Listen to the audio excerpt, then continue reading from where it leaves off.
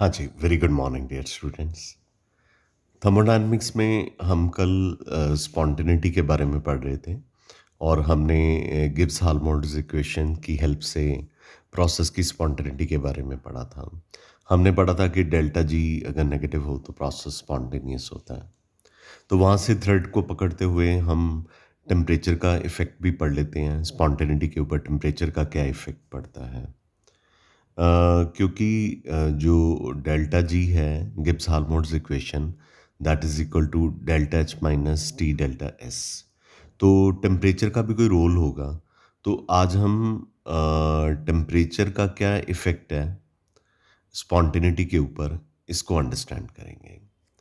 वैसे तो स्पॉन्टेनिटी दोनों फैक्टर पे डिपेंड करती है, डेल्टा एच पे भी डिपेंड करती है और रैंडमनेस फैक्टर या entropy factor T delta S के प्रोडक्ट पे भी डिपेंड करती है। पर जो टी डेल्टा एस का मैग्नीट्यूड है वो टेम्परेचर से बहुत अफेक्टेड होता है। जैसे कि सपोज़ कर लीजिए कि आपके पास एंडोथर्मिक रिएक्शन है, तो एंडोथर्मिक रिएक्शन लो टेम्परेचर पे हो सकता है वो स्पॉन्टेनियस ना हो, नॉन स्पॉन्टेनियस हो, पर हाई टेम्परेचर पे वो जो हैं वो स्पॉन्टेनियस हो जाते हैं। क्योंकि एंडोथर्मिक रिएक्शन को बाहर से हीट की ज़रूरत होती है और so far as exothermic reactions are concerned, ये तो हीट को रिलीज़ ही करते हैं। तो जो हीट को रिलीज़ करते हैं वो नॉन स्पॉन्टेनियस होते हैं अगर हम हाई टेम्परेचर ले लें, क्योंकि वो ऑलरेडी हीट को रिलीज़ कर रहे हैं, तो नेचुरली हाई टेम्परेचर पे वो क्या होंगे? Non spontaneous. और लो टेम्परेचर पे वो क्या हो जाएँगे? स्पॉन्टेनियस हो जाएँगे। ठीक है? अब हम क्या करते हैं कि हमारे पास गिब्स हाल्मोल्ट्ज़ इक्वेशन में डेल्टा एच है, डेल्टा एस है और टी है। क्योंकि आपने पढ़ा हुआ है कि गिब्स हाल्मोल्ट्ज़ इक्वेशन क्या है? Delta G is equal to delta H minus T delta S. ठीक है? आपने पढ़ा हुआ ना कि delta G is equal to delta H minus T delta S. ठीक है? तो डेल्टा एच के साइन का क्या इम्पैक्ट आएगा प्रोसेस की स्पॉन्टेनिटी पे? टेम्परेचर लो होगा या हाई होगा, इसका क्या इम्पैक्ट आएगा स्पॉन्टेनिटी पे? और डेल्टा एस के साइन का क्या इम्पैक्ट आएगा स्पॉन्टेनिटी पे? इस चार्ट में पढ़ते हैं। तो यहाँ पे हमने एक चार्ट बनाया है बच्चों। यहाँ पे फर्स्ट कॉलम में डेल्टा एच का साइन है, लेंगे और सेकंड कॉलम में डेल्टा एस का साइन लेंगे। थर्ड कॉलम में टेम्परेचर के बारे में बोलेंगे कि लो ले रहे हैं या हाई ले रहे हैं या कोई भी ले लें। और फोर्थ कॉलम में बताएंगे कि प्रोसेस या रिएक्शन जो है वो स्पॉन्टेनियस होगा कि नहीं होगा। चलिए नंबर वन पे चलते हैं। नंबर वन में हमने डेल्टा एच नेगेटिव लिया है, जो कि प्रोसेस की स्पॉन्टेनिटी को फेवर करता है। डेल्टा एस को पॉजिटिव लिया है। डेल्टा एस पॉजिटिव मतलब रैंडमनेस पॉजिटिव, ये भी रिएक्शन की स्पॉन्टेनिटी या प्रोसेस की स्पॉन्टेनिटी को फेवर करता है। इसलिए टेम्परेचर की आप कोई भी वैल्यू ले लीजिए, प्रोसेस जो है वो क्या होगा? स्पॉन्टेनियस। ओके, सेकंड चलते हैं। सेकंड पॉसिबिलिटी, डेल्टा एच को पॉजिटिव ले लिया।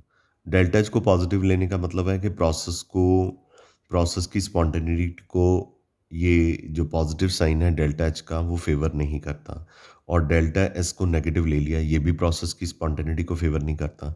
अब डेल्टा एच भी प्रोसेस की स्पॉन्टेनिटी को फेवर नहीं कर रहा, डेल्टा एस भी प्रोसेस की स्पॉन्टेनिटी को फेवर नहीं कर रहा, तो आप टेम्परेचर की कोई भी वैल्यू ले लीजिए, प्रोसेस जो है वो क्या होगा? Non spontaneous. क्लियर है बेटा? थर्ड पे चलते हैं।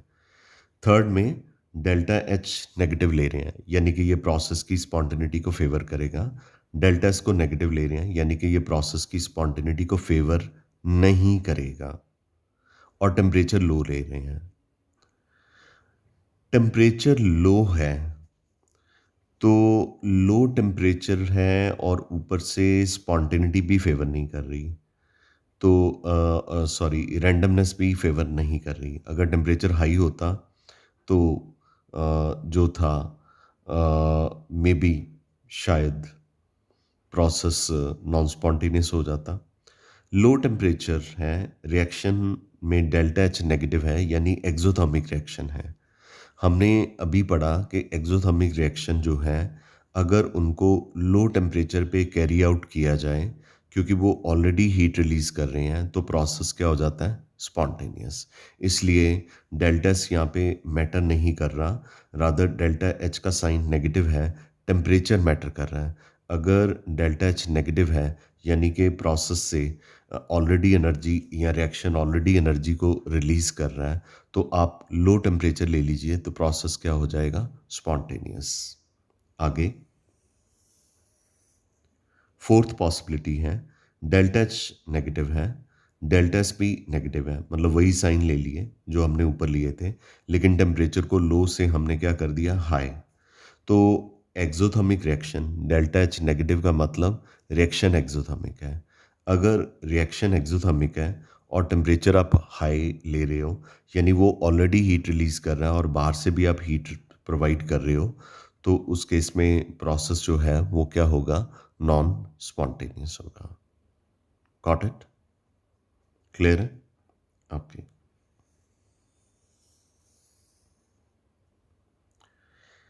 आगे हम डेल्टा एच का साइन पॉजिटिव ले रहे हैं, डेल्टा एच का साइन पॉजिटिव ले रहे हैं।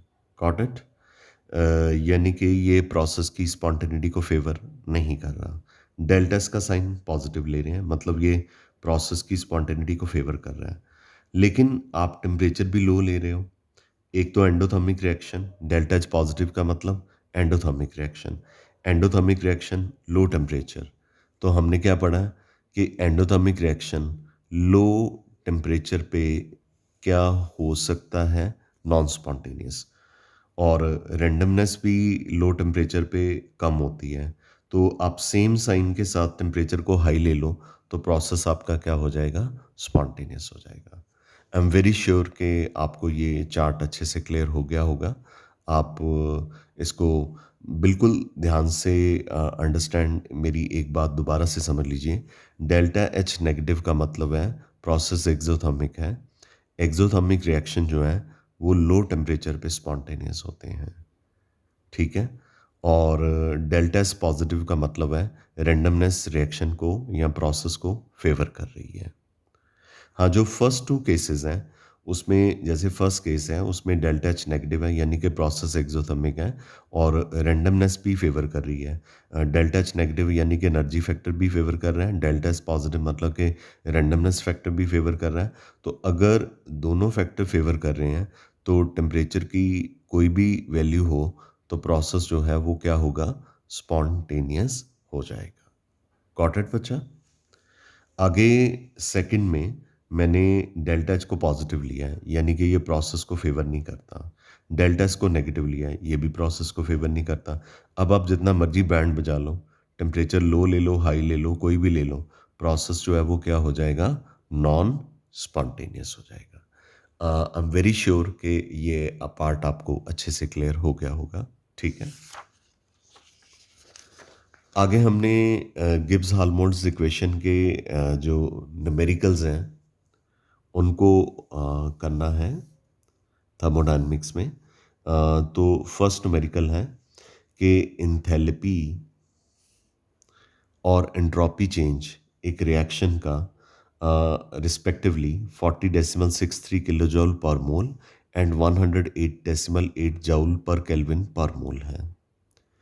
तो एंथैल्पी किलो जूल्स में है, एंट्रोपी जूल्स पर केल्विन पर मोल में है। तो आपने इस चीज़ का ध्यान रखना है कि अगर एंथैल्पी किलो जूल्स है, तो एंट्रोपी भी किलो जूल्स में होनी चाहिए, या वाइस वर्सा। अगर एंट्रोपी जूल्स में है, तो एंथैल्पी भी जूल्स में होनी चाहिए, ठीक है। तो एंथैल्पी को किलो जूल से जूल में कन्वर्ट करने के लिए 1000 से मल्टीप्लाई कर देना। टेम्परेचर हमें 27 डिग्री सेल्सियस गिवन है। सोल्यूशन हम इसका करते हैं, हमें delta H given kilo joule में गिवन है, मैंने इसे 1000 से मल्टीप्लाई करके जूल्स में कन्वर्ट कर दिया। डेल्टा एस ऑलरेडी मेरे पास जूल में है, टेम्परेचर को मैंने केल्विन में कन्वर्ट कर दिया। आप पुट कीजिए delta G is equal to delta H minus T delta S, values put कीजिए, ठीक है, वैल्यूज़ पुट कीजिए और ये डेल्टा एच का वैल्यू है, ये टेम्परेचर है और ये डेल्टा एस की वैल्यू है, ठीक है। और आप जूल पर मोल में से जूल पर मोल को सब्सट्रैक्ट कर सकते हो क्योंकि ये पर केल्विन है, ये केल्विन है, ये कट गए तो इनको मल्टीप्लाई करो और इनको मल्टीप्लाई करो। टी डेल्टा एस की वैल्यू को डेल्टा एच में से सब्सट्रैक्ट कर लो, आपका आंसर पॉजिटिव में आ रहा है। तो उसने स्टेटमेंट में पूछा है रिएक्शन की फिजिबिलिटी या प्रोसेस की, क्योंकि रिएक्शन तो दिया ही नहीं उसने, प्रोसेस की फिजिबिलिटी के बारे में बताइए। तो डेल्टा जी का आंसर पॉजिटिव आ रहा है। तो जब डेल्टा जी पॉजिटिव आए यानी कि G delta G is greater than zero, तो रिएक्शन जो है वो फिजिबल नहीं होगा, जो प्रोसेस है वो स्पॉन्टेनियस नहीं होगा। गॉट इट बच्चा? क्लियर है? ओके। आगे भी हम एक न्यूमेरिकल और करते हैं, थोड़ा सा इसमें हम इक्विलिब्रियम वाला पॉइंट ले लेंगे ताकि आपको पता चल जाए, क्योंकि हमने कल के टॉपिक में भी पढ़ा था कि अगर रिएक्शन इक्विलिब्रियम में हो या प्रोसेस इक्विलिब्रियम में हो तो डेल्टा जी जो है वो ज़ीरो होता है।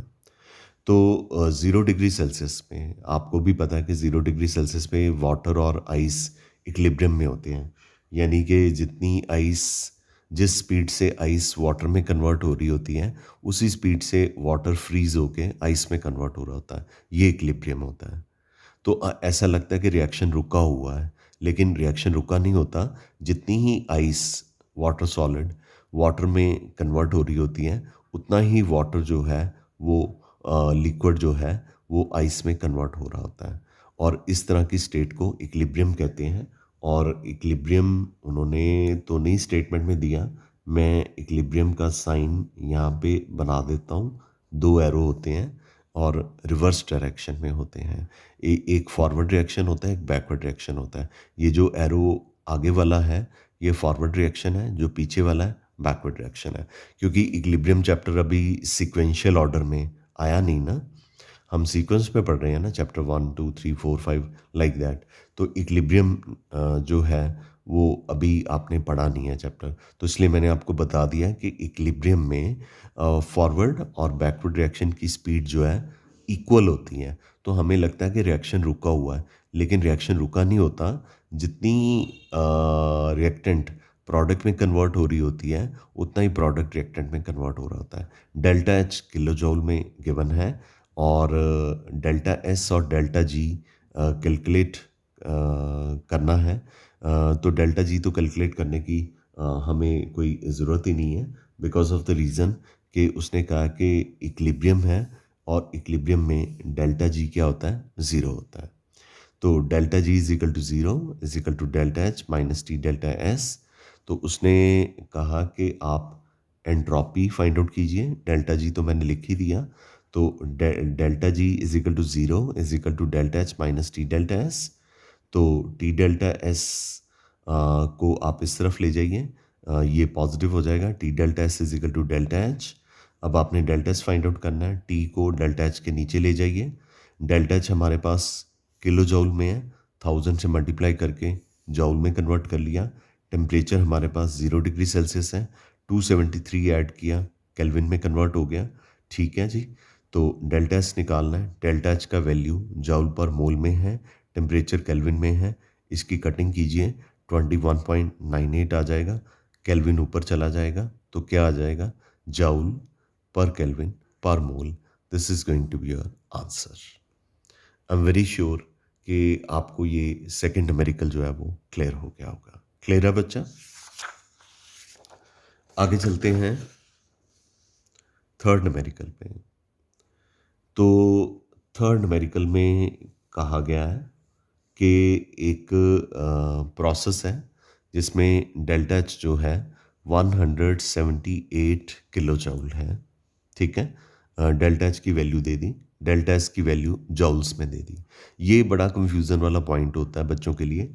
वो क्या करते हैं कि फार्मूला तो अप्लाई कर देते हैं easily, delta G is equal to delta H minus T delta S. लेकिन आप खुद सोचिए डेल्टा एच में से टी डेल्टा एस की वैल्यू को माइनस करना है। अगर डेल्टा एच किलो जूल में है तो आप उसमें से जूल की वैल्यू को कैसे माइनस कर सकते हो, या किलोग्राम में से ग्राम की वैल्यू को कैसे माइनस कर सकते हो। अगर ये किलो जूल है तो ये भी किलो जूल होना चाहिए, या इस किलो जूल को जूल में कन्वर्ट कर लेना, तो जूल में से जूल को सब्सट्रैक्ट कर लेना। तो चलो एनीवे, डेल्टा एच हमारे पास किलो जूल में है, डेल्टा एस हमारे पास जूल में है। तो मतलब डेल्टा एच की वैल्यू को 1000 से मल्टीप्लाई कर लेना।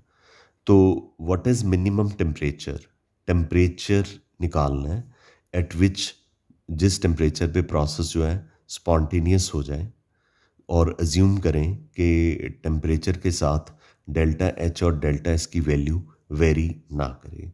इसको कैसे सॉल्व करना है, फॉर्मूला अप्लाई कीजिए, delta G is equal to delta H minus T delta S, इसे इक्वेशन 1 बना लीजिए। अगर प्रोसेस को स्पॉन्टेनियस होना है तो डेल्टा जी की वैल्यू 0 से कम होनी चाहिए, यानी कि डेल्टा जी नेगेटिव से, डेल्टा जी की वैल्यू नेगेटिव होनी चाहिए। इक्वेशन वंस के अकॉर्डिंगली अगर आपको ये फाइंड आउट करना है कि किस टेम्परेचर पे प्रोसेस स्पॉन्टेनियस होगा, मिनिमम टेम्परेचर हमने फाइंड आउट करना है जहाँ पे प्रोसेस स्पॉन्टेनियस होगा, तो हमें ये लिखना पड़ेगा temperature greater than ratio of delta H upon delta S. ठीक है, अगर डेल्टा जी आपको नेगेटिव चाहिए तो ये फार्मूला आपने अप्लाई करना है। T greater than, delta H का वैल्यू तो 178 था, मैंने 1000 से मल्टीप्लाई करके जूल पर मोल में कन्वर्ट कर लिया, और डेल्टा एस मेरे पास 160 जूल पर केल्विन पर मोल है ही है। ठीक है, ठीक है। तो जूल और जूल कट जाएंगे, पर मोल कट जाएंगे, पर केल्विन ऊपर जाके केल्विन हो जाएगा। तो टेम्परेचर जो है अगर 1112.5 केल्विन से ज़्यादा होगा तो प्रोसेस जो है वो क्या होगा, स्पॉन्टेनियस, और डेल्टा जी की वैल्यू क्या होगी, नेगेटिव। कोई भी न्यूमेरिकल इस तरह का आए जिसमें वो कहे कि किस टेम्परेचर, मिनिमम टेम्परेचर पे प्रोसेस स्पॉन्टेनियस होगा, तो आपने ये फॉर्मूला अप्लाई करना है, T greater than delta H upon delta S. तो ये फॉर्मूला रेफरेंस टेक्स्ट में नहीं दिया, तो ये नहीं, ड्राइव हमने वहाँ से किया है, delta G is equal to delta H minus T delta S से। लेकिन एक शॉर्टकट सा बना दिया है कि अगर आपको इस तरह का कोई न्यूमेरिकल आता है जिसमें कहा जाता है कि क्या मिनिमम टेम्परेचर होगा जिस पे प्रोसेस जो है वो स्पॉन्टेनियस होगा, तो फिर उस केस में आपने ये फॉर्मूला अप्लाई करना है, T is greater than delta H upon delta S. I am sure this is clear to you. Got it बच्चा? ओके, फोर्थ न्यूमेरिकल मेरे पास है। Now I am coming to fourth numerical. इसमें कहा गया कि एक रिएक्शन है जिसमें ए प्लस और बी रिएक्ट करके ए प्लस बी प्लस दे रहे हैं, यानी कि ए प्लस जो है वो इलेक्ट्रॉन गेन करके ए में कन्वर्ट हो गया, और बी ने अपना इलेक्ट्रॉन ए को डोनेट कर दिया, और बी ने अपना इलेक्ट्रॉन लूज़ कर दिया ए प्लस को, और ये बी प्लस हो गया। चलो खैर, ये तो हम रिडॉक्स में अच्छे से पढ़ेंगे, कोई बात नहीं, क्योंकि अभी रिडॉक्स का चैप्टर भी इक्विलिब्रियम के बाद आना है। तो एक रिएक्शन है जिसमें ए प्लस बी रिएक्ट करके ए प्लस बी कैटायन दे रहे हैं, और इसमें कोई एंट्रोपी चेंज नहीं है, यानी कि डेल्टा एस जो है वो ज़ीरो है, और इंथैल्पी चेंज किलो जूल में गिवन है, डेल्टा जी कैलकुलेट करना है। Very simple, delta S is given to us 0, delta H is given to us 22 kilojoule पर मोल। अब आपको इसको जूल वगैरह में कन्वर्ट करने की ज़रूरत नहीं है क्योंकि डेल्टा एस की तो वैल्यू ज़ीरो गिवन है। फॉर्मूला अप्लाई कीजिएगा, delta G is equal to delta H minus T delta S. तो हमें डेल्टा जी फाइंड आउट करना है, ठीक है? तो डेल्टा जी फाइंड आउट करना है, तो डेल्टा एच हमें किलो जूल पर मोल में गिवन है, और माइनस